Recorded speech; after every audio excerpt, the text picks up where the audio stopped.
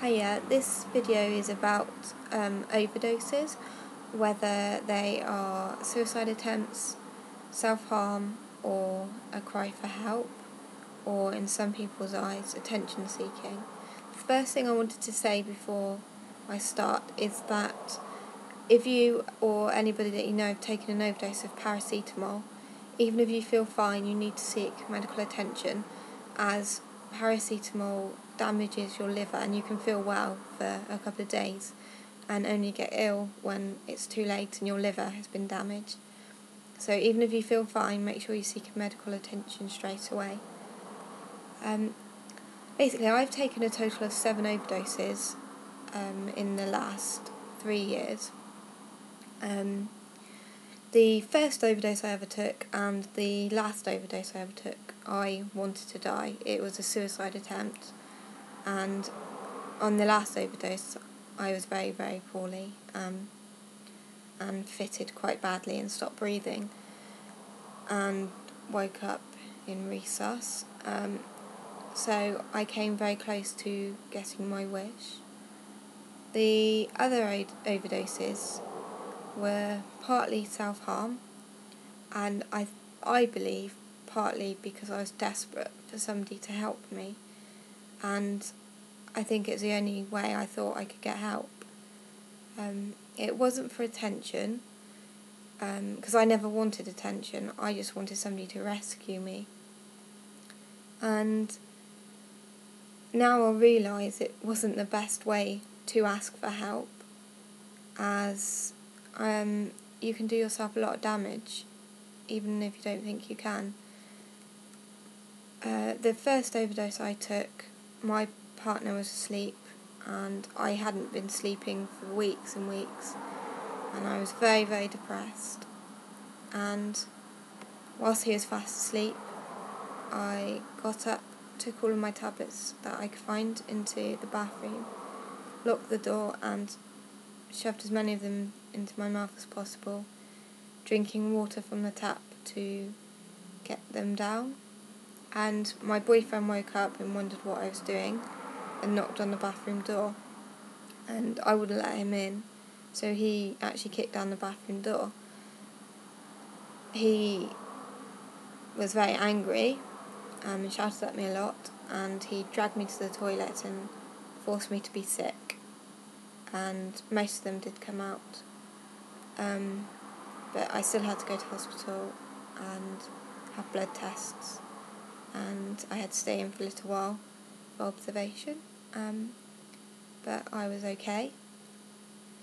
The overdoses in between the last one, they were all paracetamol overdoses, mostly taken with vodka as well. Normally I would know what I was going to do a few hours beforehand, and I'd go around to shops buying packets and packets of paracetamol, because you can only buy a few packets in each shop. And I would go home, drink half a litre of vodka, take the tablets, and then drink the other half litre.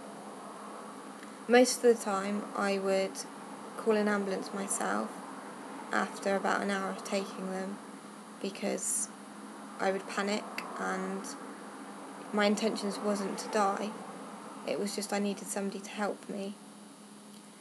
And so most of the time I ended up in hospital, and you have to go on a drip of something called Palpalax, I think that's pronounced right, which protects your liver from the toxins, otherwise you can end up with liver failure. One of the times that I took an overdose of paracetamol, I drank a litre of vodka, I fell asleep on the floor. Well, I don't know if I fell onto the floor and fell asleep, or if I laid there and fell asleep. All I know is about 8 hours after taking the overdose, I woke up, laid on the floor on my back, with vomit in my hair, and I woke up, realised obviously what had happened, and I called an ambulance. I was very lucky because by the time I'd got to the hospital, it had been 9 hours since I'd taken my overdose, and obviously they put me straight on a drip of Palpalax, and I was very, very lucky not to have damaged my liver, and I was told that as well. But the last ever overdose I've taken, and that was, quite a while ago, I haven't taken one for quite a while, I really, really wanted to die. I didn't want to live anymore, and so I took all of my citalopram. I had almost a whole month's worth, and I took them all, and I didn't drink any vodka because I'd given up alcohol by then, and I laid on the sofa and waited and waited and waited. Then I got to the point where I was starting to feel quite dizzy, and everything was double. Everything I could see was double. And I remember thinking that if I want help, now's the time to get it, because soon I could feel I was, starting to fall asleep. But I decided I didn't want help. This time I really, really wanted to die. And I remember falling asleep on the sofa. My partner wasn't due home for a long time. He was out with his friends at the pub, and I knew he wouldn't be back for a long time. And I knew I was going to die. But I didn't, seeing as I'm here.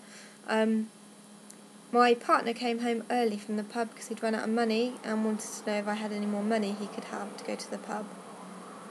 And he walked in to find me unconscious. Then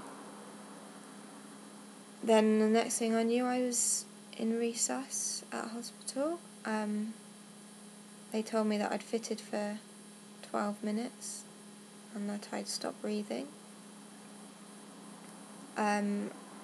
I had to have a loss of blood test to make sure that my blood had gone back to neutral because it had gone acidic, and that was what was causing me to fit.